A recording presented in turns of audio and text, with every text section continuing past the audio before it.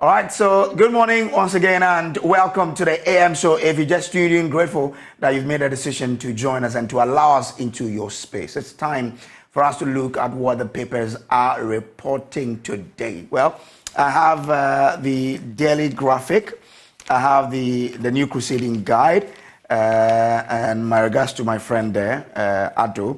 We also have the Finder, we have the Ghanaian Publisher, the Daily Guide newspaper, and the Custodian. And to help us do this is Dr. Kwame Asah-Asante, one of my favorite guys on TV. Hi, Doc. Good morning to you. How are you? I'm well. It's good to hear from you. Early morning like this. So once I hear your voice, I'm very okay. So let's start from the Daily Graphic. It says, revolutionizing education system, ICT key in STEM. That's according to ministry, comes with a picture of Yao Osei Educhum, Education Minister. It also has Galamsey Divorce, Asari Chrome, community deity, not spared. Okay. Don't send troops to Niger. Presby Church urges Greater Accra intensifies ban on tricycles. Okay, so those are the stories. Let's start from this one. Now, there's a growing public disapproval of Ghana's involvement in contributing troops to the West African Standing Force to fight the military junta in Niger. Various civil society groups, academicians, politicians, and security analysts have condemned the move, calling rather for diplomatic effort to resolve the situation. The latest group to add its voice to the call is the Presby Church of Ghana, which has indicated that it would be wrong for government to take a unilateral decision on the matter without broad consultation. In an exclusive interview with the Daily Graphic, the clerk of the General Assembly of the Church, Reverend Dr. Godwin Ninoy Odonko, said coup d'etat, which were becoming a rampant phenomenon in West Africa, should be a concern for all, stressing that it pointed to an urgent demand for African leaders to provide quality leadership for their citizens. Well, this has become a topical discussion for some days now. Doc, what do you make of this? Are we to provide troops, or we are to just remain here? Or given the condition we find ourselves in, it is better we use the diplomatic route because there are a lot of things that weigh against us. If you look at resources, you look at even the dynamics in there, you have no choice than to use the diplomatic route. Look at even some of the leaders who have also used this route, that's the military route, to be in power, change their constitution and the rest of them. We have a whole lot that will be against us. So diplomacy is the key. Get people that the junta will respect and believe. Let them talk before you do everything. Otherwise, we'll come back to square one. But it boils down on the fact that there's something wrong with our governance system here. We are not giving the quality of governance that people require. Issue of human rights abuse, issue of poverty, lack of accountability. There is the growing concern of corruption and the rest of them, all bottled up to give us what? The issue of bad governance, which our leaders are not ready to fix. That is not to say that we support military coup and all that. I'll be the last person to say that. But these are the causes that we need to fix so as to what? Root out military from our midst in terms of what? The adventure in politics. It's not a good thing. We have struggled to bring a democracy to this far, so we can't sit down for it to slip. No, we need to do everything to salvage it. But the way to go for Niger is this diplomacy, nothing more, nothing else. And your point resonates with a lot of people who have commented on this matter, that it looks like African leaders are not providing quality leadership, and that is what is prompting all of these developments. For example, a former president of Nigeria, Olusegun Obasanjo, speaking at the opening of the African Youth and Governance Convergence Conference at Mankasim last Monday, said the leadership in African countries who failed to ensure peaceful democratic changes in leadership and good governance must be ready for more violent takeovers. He said if African governments did not work harder to improve governance and transitions, they must be ready for possibly more violent takeovers of government. But again, the junta has indicated that their unwillingness to have any meeting of a sort with ECOWAS. How can then ECOWAS resolve this matter if the junta is not ready to meet them?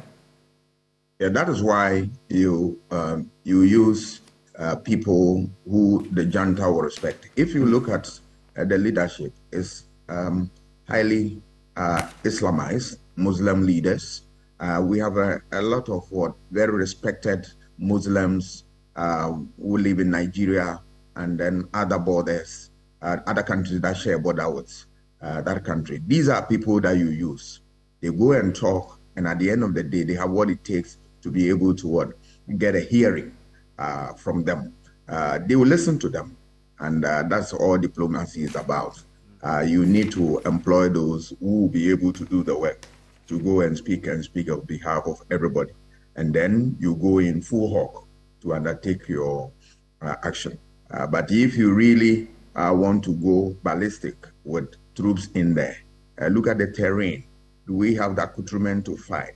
The terrain, our soldiers, are they, and when I say our soldiers, ECOWAS troops, are they trained in such a way that they're able to fight in the desert and the rest of them? Do they have the aptitude for that type of work, business and all that? Have you also talked about the team that they are going to, the group they are going to meet in terms of their military power and the rest of them? Remember that Niger has one of the strongest army in, the west coast of Africa. And you are not going to have it easy. And if you look at the fact that you are likely to have casualties and the rest of them, all things point to the fact that diplomacy should be the key word, and then it should work. If you employ the right tactics and then you use the right people to, be in the forefront to champion the process, I'm sure, I have no doubt in my mind, you will get somewhere. But it is a signal to us that governance, we should take it seriously and then improve upon it by the day, because we are seeing rampant nature of this phenomenon. It doesn't bode well for people who have struggled to bring democracy to this far. Remember that soldiers always live in their thinking that they have the magic wand to turn things around when the issues become so difficult to handle. That type of theory is what really edged some of them to stage coup and all that. So we need to disabuse their minds by performing well as a government, giving quality of governance to our people, so as to not open the floodgates for all this type of adventurism, which doesn't help anybody. We have seen military regimes, and all that they do is rhetoric and all that. At the end of the day, when their real selves come out, we'll see that, look, they are not close to even a worse form of democracy. So we don't have to create the enabling environment for soldiers to take over. Democracy, we have struggled so hard to build it, and we can lose it. We can't. I can assure you, we cannot. All right. So for you watching us at home, wherever you are, what is your thought on this matter? You can join us on Facebook, leave your comment there, and we'll share it with the rest of our viewers. But Doc, just by way of information, we understand that, and this is on the page 5 of the Daily Graph, it says, religious and political leaders in northern Nigeria are making considerable effort to achieve a diplomatic resolution of the crisis in Niger and thus prevent an ECOWAS military intervention with potentially disastrous consequences for their regions. After the failure of 2 mediation missions launched by the West African Bloc, whose emissaries were not received by Niger's new strongman, General Abdurrahmani Tiani, ECOWAS increased its pressure on the military regime. That's two delegations of religious leaders from northern Nigeria with whom Nigeria has strong cultural, economic, and linguistic ties, managed to meet with General Tiani in Niamey. First on Wednesday with former Emir of Kano, Sanusi, Lamido Sanusi, who took General Tiani's demands to President Tinubu upon his return to Abuja. Then on Saturday with Sheikh Bala Lau, leader of a Salafist-inspired Islamic movement, whose mediation mission was carried out in agreement with the Nigerian president. At the end of the meeting, the Sheikh reported that the military regime had said it was open to a dialogue, giving hope for the start of negotiations with Abuja. So maybe the military intervention may not be needed after all, but let's see how this goes. It's my hope and prayer that those who have started the good work will get to its logical conclusion. I have no doubt in my mind that the Islamic leaders will be able to work the magic for all of us. Yeah. We're still on the news review segment of the AM show with Dr. Kwame Asante. He's a political scientist and also the director of the Center for European Studies at the University of Ghana. Now, moving on to other stories. Okay, so let's look at page 13. It says Galamsey devours Asari Krom, community deity not spared. The story is written by Emmanuel Ba from Asari Krom. It says Asari Krom, a farming community in the Amansie West District in the Ashanti region, is literally bleeding as the community has been completely taken over by illegal mining, commonly called Galamsey. This has left natives in despair as their main source of livelihood, farming, is in ruins with vast tracts of land, even the community's deity mined out. Already about 560 acres of the small community have been consumed by illegal mines, some of whom are foreigners who carry out their large-scale activities with bulldozers and excavators. The situation has resulted in an increase in the cost of food items in the community. The environment has been ravaged, water bodies polluted, and farms and forests destroyed. Indeed, cassava, which could sell for 5 cedis in Kumasi, the regional capital, is being sold at between 15 and 20 cedis in Asari Krom, a suburb of Mansung Kwanta, the district capital. Doc, it looks like we are not going to win this fight, because after all these years of, the fight against Galamsey, and today we are told that in Asari Krom, over 500 acres of land has been consumed by illegal mining activities. That is mind-boggling. How do we deal with this after all these years? I'm sorry to say this, that we are not ready to deal with this. Who is supposed to help us in this battle? We have actors. The first one is government. Is government ready? All right. The capacity of the state is weak in terms of regulatory capacity, the ability of the state to use law, enforce them, to check these things. The state is, sitting aloof, as if nothing is happening, and you don't see any leadership in this direction. All that we hear is what rhetoric and semantics and the rest of them. You saw the president promise. Has he been able to deliver this? I mean, this is where the whole business should start, where we need leadership by example here, that you make sure that you put your foot down and address this. But the government is not ready, right? The people also in the community, I also blame them. Why are they not also, checking on these things that affect their own survival, right? Community leaders, chiefs, and all that. Why have they also yielded to this? So it's a whole mix of factors. But I blame the government, because government is the one we have given the power, our mandate, our sovereignty to regulate these things on our behalf. So if a government fails in this direction, then who else? But we will continue to bring the advocacy out, urge people to desist from this, and educate people that it is in our collective interest to protect our environment and make sure this practice ceases and ceases forever. Otherwise, we are going to bear the brunt of it. And I'm not sure we are ready for the consequence. This is just the beginning. You are losing arable lands to Galamsey. You are losing crops. Food is being affected. Look at the conversation about food security that is, being threatened by the day, and we are destroying the forest in such a manner that nobody seems to care. What are the security apparatus there who work in that enclave? Have they seen them, or are they using farming instruments or simple instruments that they are not able to see these people? It's a shame on us. I mean, and the earlier we deal with this, the better. Otherwise, we will pay dearly for this. I'm sorry to say this. All right, okay. Grateful to you. Let's deal with this one and then we move on. I want us to look at the GRA lottery taxation which has taken effect. Now, the Ghana Revenue Authority has commenced the implementation of the application of the tax laws of lottery operators across the country.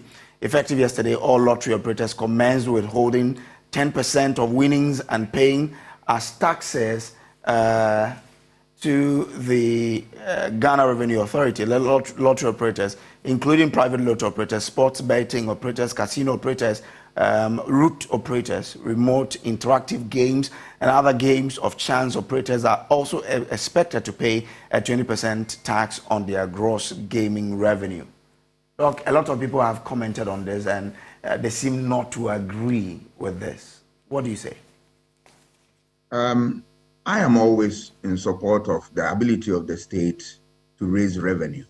It is part of the function of the state to ensure that its capacity relative to what extractive processes is upheld, right? So on that score, we believe that if the government has a means of raking in revenue through taxation, why not?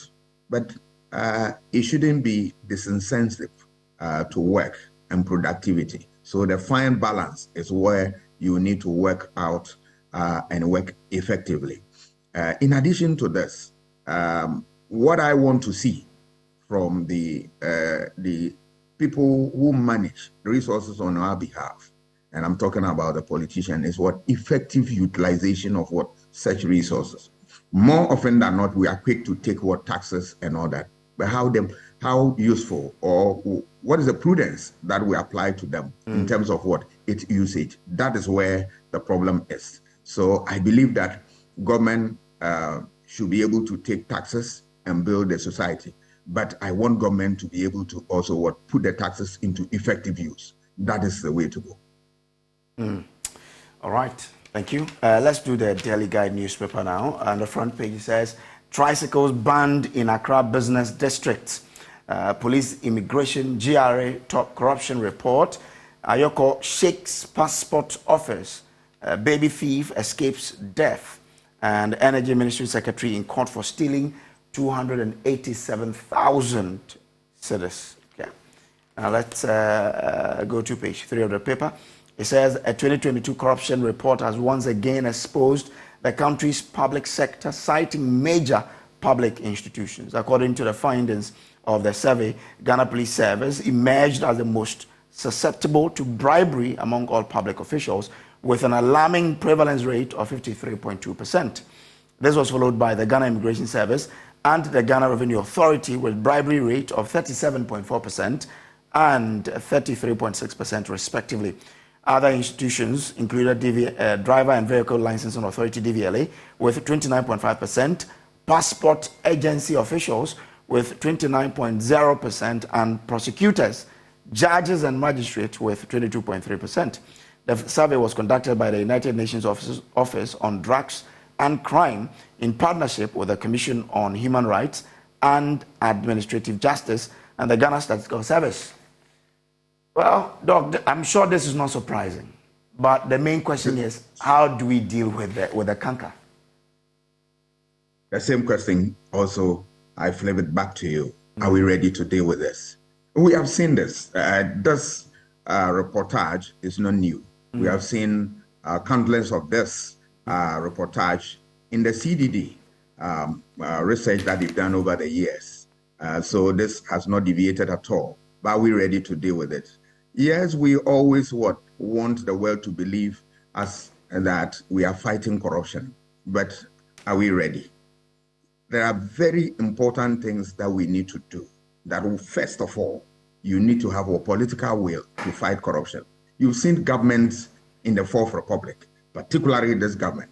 Always is just rhetoric. I mean, we'll do this, we'll do this.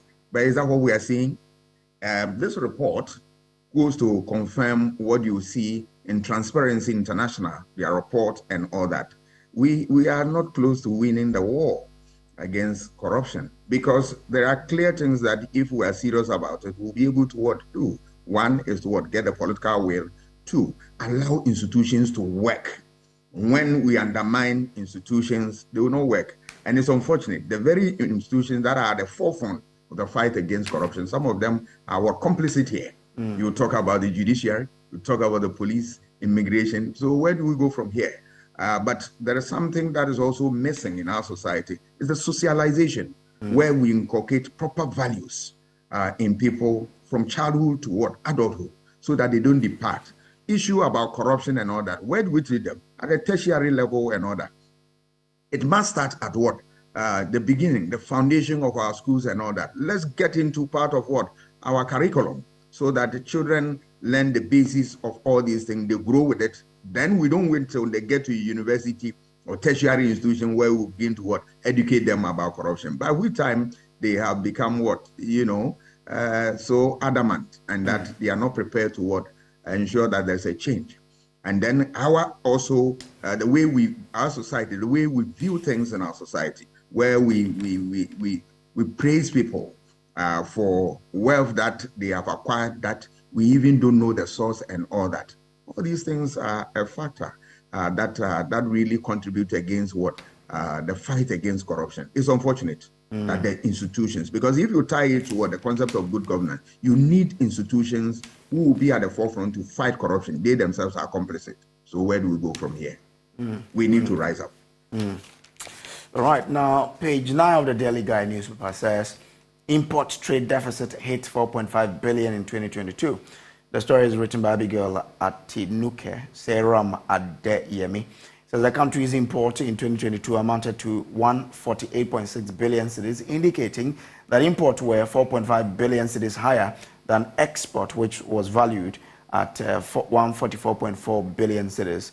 The Ghana 2022 Trade Vulnerability Report released by the Ghana Statistical Service has reviewed. According to the report, the value of import was higher in the 9 out of the 12 months of that year, with September being the month with the largest variation, where import exceeded exports at 4.5 billion cedis. It also highlighted that the country has 209 import partner countries as opposed to 161 export partners. The report presented by government statistician Professor Samuel Kobena is the first publication produced by GSS that reports on the country's trading activities. According to Professor Nim, the report is important as it highlights the country's international trade vulnerability, which has the potential to constrain the strengthening of the country's economy. I'm sure we need to then increase on export. How do we do it? Any ideas? You add value. Simply put, you need to add value. The Georgesburg economy must change. But what are we hearing? Rhetoric. Oh, we'll change it. We'll do this. Look, we need to walk the talk. We should get serious, because you see, we take this position because anytime we are in difficulty, people come to our rescue. IMF, World Bank, European Union. A day will come, they will not support us. That's where the reality will dawn on us. We need to take our destiny in our own hands and work these things out. You start something little, build on it. Where's the Danes 2 factory that Kufuor time was built and was producing the results? Where are they? We have a lot of cocoa beans here. We continue to send them abroad. Can't you start something little here, adding value and encourage our people to depend on paddy rice and the rest of them? We are not serious as a people. I'm sorry to say this, but this is what the plain truth. I must hit all of us so that bring in awareness for us to take an important step. Because the tangent we are going, I'm afraid a time will come, we'll come back to base and then take a very important decision. But we need to act very fast. Time is not on our side.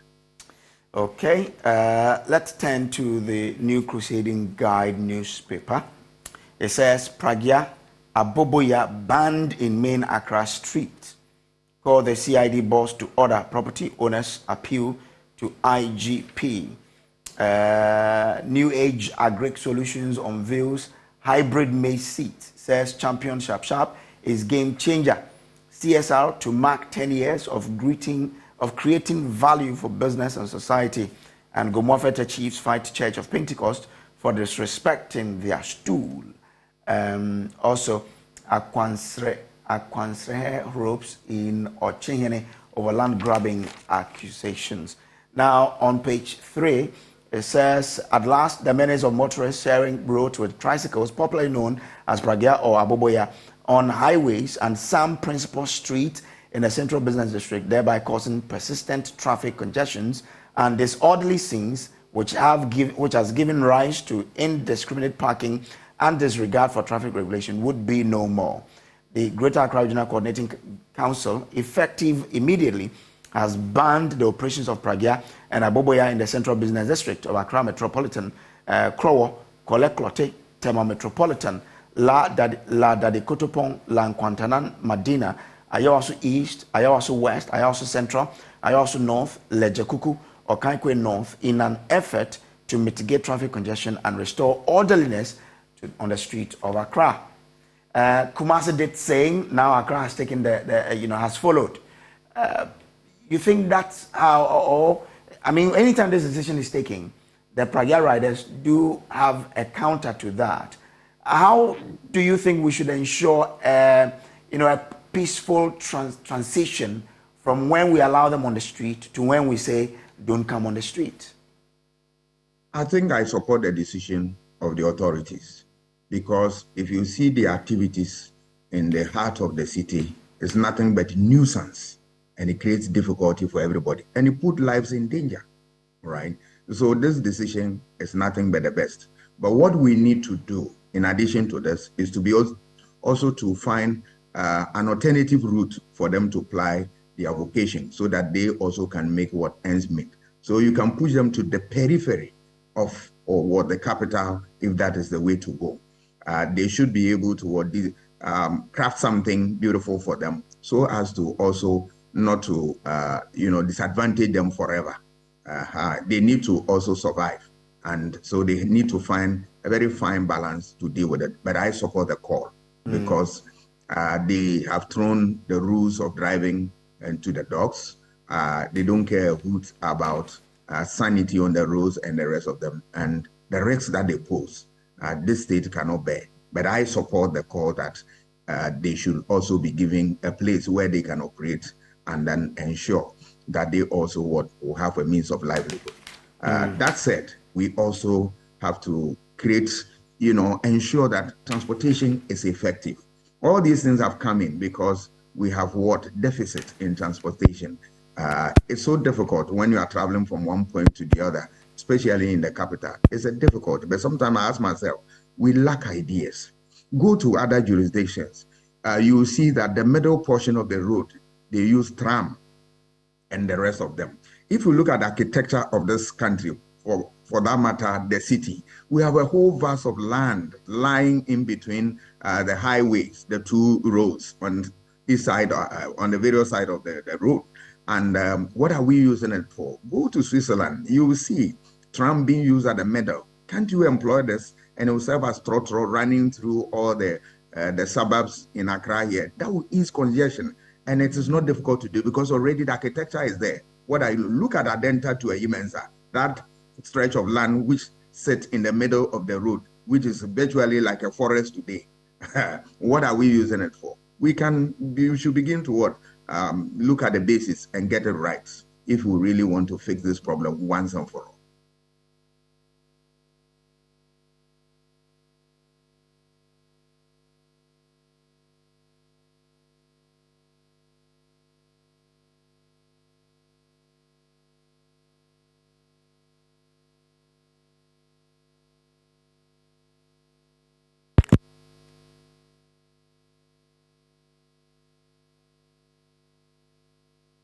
The Director of Criminal Investigation Department of the Police Service, DCOP Faustina Kofi, stands accused of allegedly scheming to take over land belonging to the Anokwe and Tuaka families at East Legon in Accra.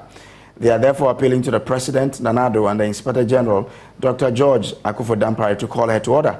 The principal elders of Anokwe and Tuaka families who spoke to this paper accused DCOP Faustina Kofi of using police personnel to eject them from their property, relying on an order of possession which had already been quashed by the Supreme Court in judgment delivered on November 10, 2020. In that judgment, the Supreme Court ruled that a High Court judge, which granted the order for possession on June 2020, was bereft with jurisdiction in reopening the case under the guise of interpreting the judgment, and went completely outside his jurisdiction in a case that judgment had been delivered by him about 5 years ago. We therefore proceed to quash the proceedings of the 24th June 2020, and same is hereby quashed, unquote. All of these issues about land and challenges. For example, now this family is blaming the Director of Criminal Investigation department herself for trying to take over their land. How do we deal with land issues in this country? Oh, I think that this case, the way they are appealing it to the IGP, I think he will use his good officers to address this. But come to look at, land and problems associated with land generally in Ghana, it's a problem. It's a big one. We started having some relief when the LAP, the Land Administration Project, came on board. What is the state of that program? I have no idea, because I believe that was the way to go with the Land Administration Project. It was such a beautiful program that was supposed to sanitize the whole process, but I don't know the state of affairs now. We need to go back to that and ensure that it works. If there are problems associated with that one, we need to fine-tune and get it to work. If the program has also ceased, why not? And that now we still have the problem lingering on. Then we need to devise a new one so as to deal with this problem head on. It becomes one too many, and it undermines productivity, and it affects every aspect of our lives, because land is an important factor of production and everything. It is critical that we address this issue once and for all. Now, let's deal with the Custodian newspaper. It says, Print Park, Peace Watch Ghana to promote peace. Stop chasing BOG, majority leader to minority. Government equipping youth to start businesses, according to Frema Osei Opare. NDC vets MP aspirant in 10 constituencies today. Akwetia needs effective MP, that's according to Dache. Okay, now on page 3 it says, Majority Leader Osei Kyei-Mensah-Bonsu has described as misplaced the call by the Minority Caucus for the resignation of the Bank of Ghana Governor, Dr. Ernest Addison, and his two deputies, following the loss of 60.8 billion at the central bank. Following the loss of 60.8 billion incurred by the bank in 2022 with a negative equity of 55.1 billion cedis, the Minority Caucus, led by Dr. Casey Latofoson, held a news conference during which it accused Dr. Addison of mismanagement and recklessness. Now, even though the BOG explained it lost the money through its support for the government to restructure its debt levels and stabilize the Ghanaian economy, the minority group threatened to storm the central bank to chase out the BOG governor if he did not resign within 21 days. However, speaking on the issue, Mr. Kyei-Mensah-Bonsu dismissed the call, admonishing the minority against making, quote, everything about MPP and NDC, unquote. Your thought? The question also I have for Majority Leader is that, have there been any breach of rules regulating conduct of, the people who operate our central bank? Is there any breach of law? If there is, then answers must be provided for that. It is in this spirit that I speak, because if you listen to the conversation and the rules governing the work, that it means that something has gone wrong with regard to what the rules of the game, and that is what I'm sure the NDC want answers to. using demonstration or going to picket there is part of their constitutional right and part of what public opinion tools and that political actors use. So I will not fault them. But the real issue is that you can never govern any public office without the rules of the game. A few years ago, you remember how the central bank cracked the whip on those who have fallen foul of the law. And today is history. So if there are rules that the central bank have also broken, why not? After all, what is good for the goose is good for the gander. Okay. Now, government equipping youth to start businesses. The Chief of Staff at the Presidency, Madam Akosua Fremo-Separe, has reiterated government's commitment to initiate policies that will increase productivity and the growth of the Ghanaian economy. She said government is fulfilling this pledge by continuously providing skills for the youth to set up their own businesses and contribute to a sustained development of the country. Madam Fremo-Separe gave the assurance at the official launch of Youth Employment Agency's Youth Employment Garment and Apparel module in Kumasi. Free SHS policy, free TVET intervention, and the numerous business support schemes, according to her, are part of policies towards youth startups and youth entrepreneurs across Ghana for improved living conditions in the country. If you look at what is happening, this module of empowering the youth to start up their businesses in the garment industry, you agree that, government is doing something positive in this regard?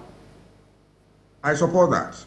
Youth Start is a good program, provided it can be sustained, and then the youth will be giving the needed resources to support what they do. I have no doubt in my mind that it's a good thing. But we have seen it in this country time and again that when it comes to what the real support, sometimes government chickens out. I believe that this time government has learned its lesson and they want to support this program to its logical conclusion. Once you empower the youth, they are able to move into businesses of their own. Then you are in effect reducing unemployment, which is gradually becoming a threat to our security of the security of this country. So I support that call, but it must be in a sustained manner. I have also heard that they are also, urging the youth to go into agriculture and all that. That is also the spirit of development. I support that, but the same issue here is that you need to be able to sustain the effort so that people don't get in only a few days and run away and come and hit the street that they are looking for a job and all that. The real issue is that we need to put it on a sustained basis so as to reap the benefit that is associated with it. Dr. Kwame Asante, I'm grateful to you for joining us here on the News Review segment.